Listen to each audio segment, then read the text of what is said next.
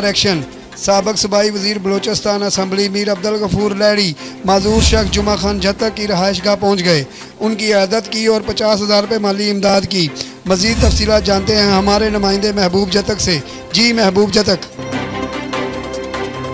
साबिक सूबाई वजीर मीर अब्दुल गफूर लैडी ने गोट गुलाम अहमद जत्तक बारी शाह के राशि मजदूर शख्स जुमा खान जत्तक की इयादत की और 50,000 रुपये इमदादी तावन दे दिया। मीर मोहम्मद शरीफ लैडी ने भी 10,000 रुपये मजदूर शख्स को तावनी इमदाद दे दिया। कामरेड गुलाम मुस्तफा जत्तक मीर अब्दुल गफूर लैडी के साथ थे। कामरेड महबूब जत्तक और मीर मोहम्मद अजीम जत्तक ये अपने दोस्तों और अपने लीडर का भरपूर ये इस्तकबाल किया।